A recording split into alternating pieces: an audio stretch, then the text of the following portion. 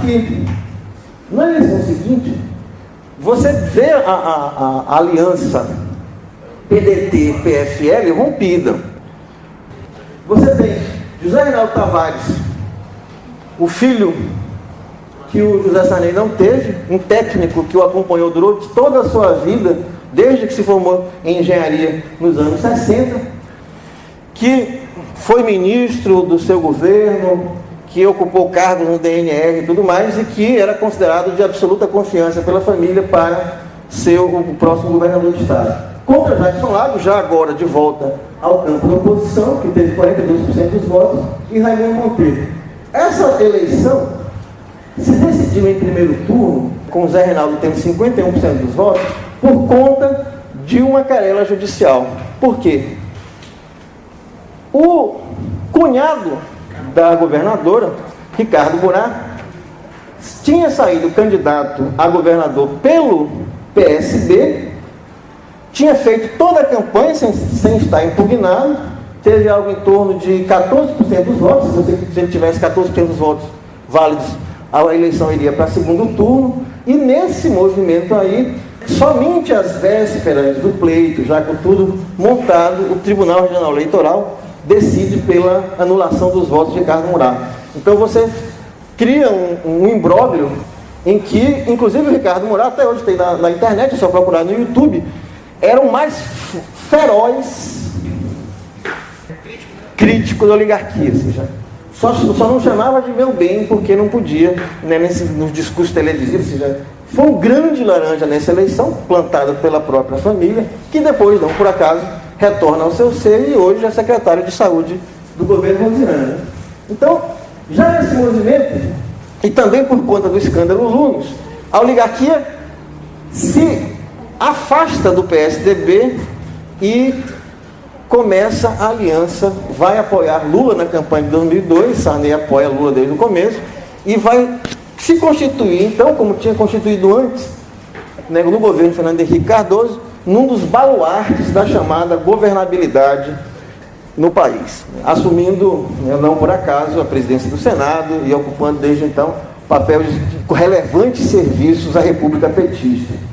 Então, nesse movimento aí, é que eles vêm apoiar o Lula, né, já que teve no primeiro turno de 2002 40% dos votos do Maranhão, né, e o Zé Reinaldo 51%. Pode passar. Mesmo ganhando no Estado, do ponto de vista da eleição municipal, a lógica se mantém. De um lado, o campo, né, liderado pelo PDT, né, que lança o seu vice, Tadeu Palácio, né, já tinha permanecido no cargo durante 2 anos, era já candidatura à reeleição, para uma ampla coligação partidária. Ricardo Murat, o feroz crítico de 2002, agora já era o secretário gerente metropolitano do governo Zé Reinaldo Tavares, e em cima disso tentando pavimentar uma candidatura competitiva à prefeitura de São Luís. Foi rigorosamente fracassado.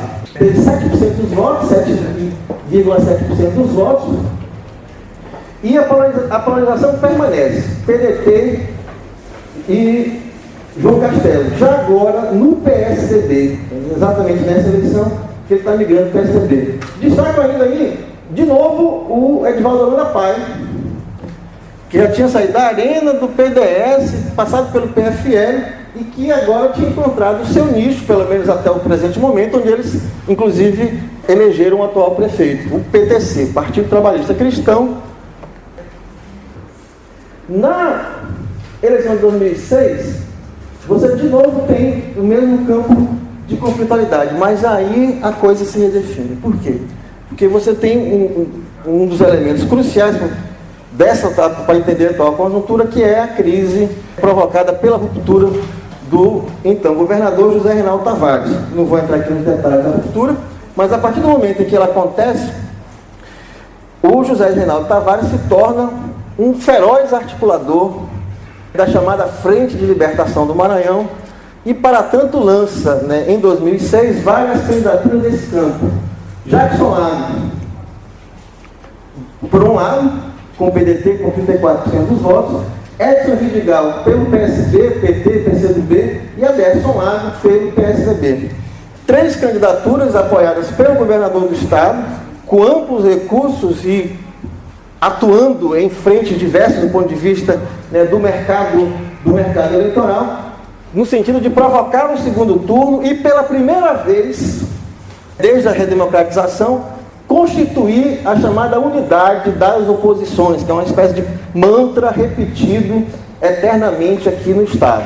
Vamos fazer unidade das oposições contra a oligarquia, etc. e tal.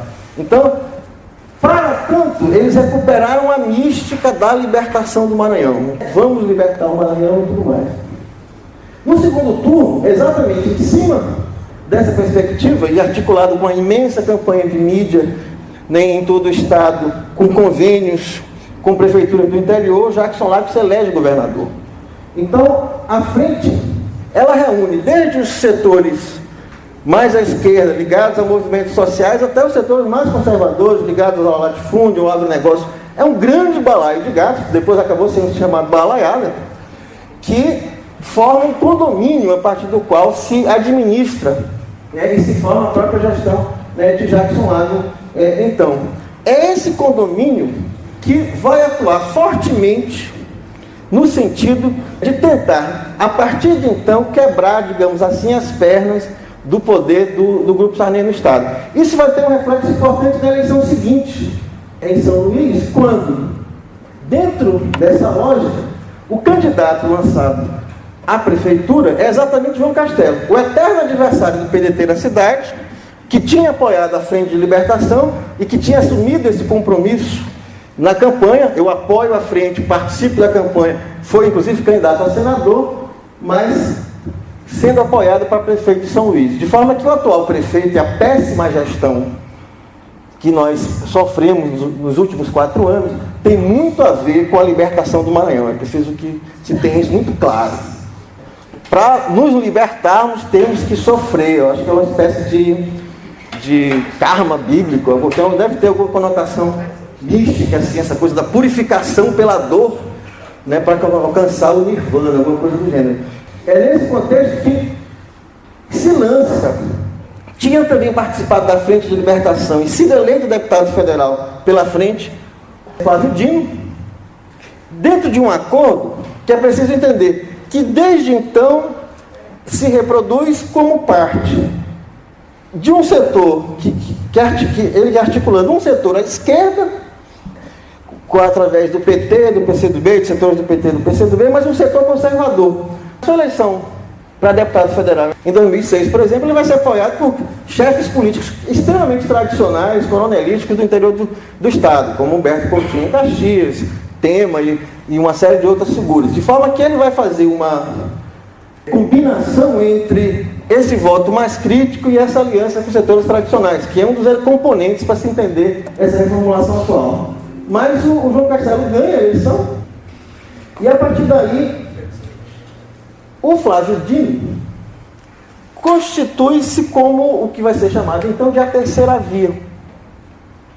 Por quê? Porque, olha, se a Frente de Libertação tinha acabado com a oligarquia Sarney, foi o discurso lá de 2006, 2007, então vamos começar a falar o quê? No pós-Sarney. Não tem mais essa história de ser anti-Sarney ou ser a favor de Sarney. Vamos falar no pós-Sarney. Então, ao se falar no pós-Sarney, a se credenciar por essa via do pós-Sarney como terceira via, é que Flávio Dino se lança, mesmo participando da frente, em 2008, candidato a prefeito e depois, na sequência, a governador do estado. Percebam, portanto, que a capital do estado tem esse efeito trampolim, né? Ou seja, ela serve como alavanca. Tinha funcionado dessa forma para Jackson Lago e funcionou dessa maneira também para Flávio Dino. Você projeta. A capital tem muito pouco peso do ponto de vista da definição das eleições, porque ela somente significa 15% do eleitorado. Mas ela tem o efeito simbólico de projetar essa liderança da oposição.